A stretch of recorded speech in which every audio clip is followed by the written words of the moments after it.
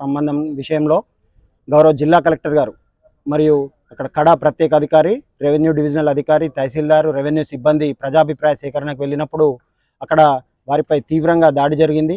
ఆ అమానుషంగా జరిగిన దాడిని మేము తీవ్రంగా ఖండిస్తూ ఉన్నాం.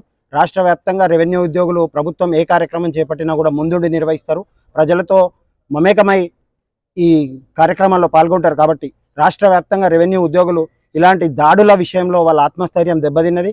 కాబట్టి ప్రభుత్వాన్ని మేము స్పష్టంగా నిన్న ఎవరైతే దాడి చేసిండ్రో ఆ దాడి చేసిన వాళ్ళని వెంటనే అరెస్ట్ చేసి హత్యాయత్నం కింద కేసు నమోదులు చేసి వాళ్ళ మీద కఠిన చర్యలు తీసుకోవాలి.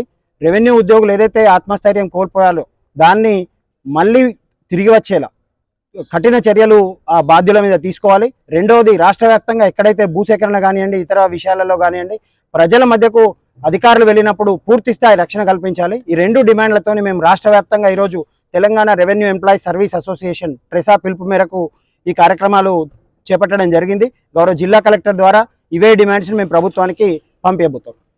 నిన్న జరిగిన సంఘటన గౌరవనీయుల కలెక్టర్ గారి, అడిషనల్ కలెక్టర్ గారు మరియు రెవెన్యూ ఉద్యోగులు, తహసీల్దార్స్, ఇతర స్టాఫ్ సిబ్బంది అక్కడ ఫార్మర్సీ పబ్లిక్ హియరింగ్ కండక్ట్ చేయడం జరిగింది.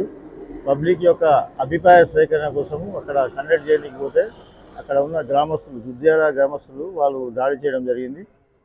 విచక్షణ రహితంగా ఒక అధికారులు వచ్చిన ఒక రెస్పెక్ట్ లేకుండా, మర్యాద లేకుండా వాళ్ళు శాంతి రూపంగా వాళ్ళు ధర్నా చేయాలి. కానీ అది కొట్టడం భావ్యం కాదు ఎంప్లాయీస్కి. ఎందుకంటే ఎంప్లాయీస్కి ఒక కలెక్టర్కే లేని రక్షణ మిగతా వాళ్ళకి ఎట్లుంటుందని ఈ యొక్క ధర్నా మేము కాల్ ఆఫ్ చేసినాం.